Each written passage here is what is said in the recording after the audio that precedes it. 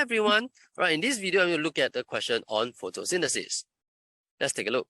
3 organisms, P, Q, and R, lived in a pond. Pete investigated the effect of carbon dioxide on these organisms over 6 months. He recorded the results in the following table. So which of the organisms P, Q, and R is most likely a submerged water plant? Give a reason for your answer. So let's look at the information given in the question carefully. The question mentioned that Pete investigated the effect of carbon dioxide, so which means that the amount of carbon dioxide is the change variable. So by changing the amount of carbon dioxide, he measured the number of organisms in the pond. And we can see as the amount of carbon dioxide increases, the population of organism P also increases. So organism P could be a plant because we know plants will need carbon dioxide for photosynthesis, right? So the 3 factors that's affecting the rate of photosynthesis is CWS, carbon dioxide, water, and sunlight. So how do we answer? Let's write down the evidence first. Evidence from the table shows me that as the amount of carbon dioxide increases, the population of organism P increases. So what's the concept? The concept is about the rate of photosynthesis. So as P could be a water plant, it take in more carbon dioxide and therefore photosynthesize faster and therefore reproduce faster, so there's more organism P. All right. Now let's take a look at part B. Fertilizer that's used on farms can be washed away by rain into the ponds.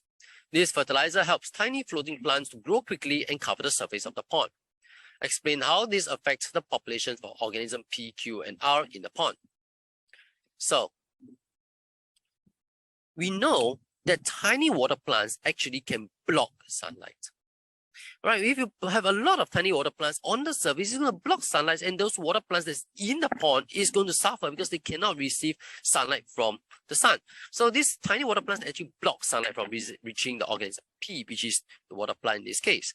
So what's the key concept tested? Again, it's on photosynthesis. When the plant don't get enough sunlight, it cannot photosynthesize or photosynthesize slower or slower rate of photosynthesis.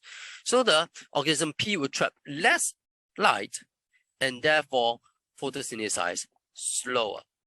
All right, so the cause is less light, effect photosynthesize slower. But we are not just asking about organism P, we are also asking about organism Q and R. So Q and R could be animals, right? Because the more carbon dioxide there is, the less organism Q there are, and less R could be. And so if Q and R could possibly be depending on the plants for food.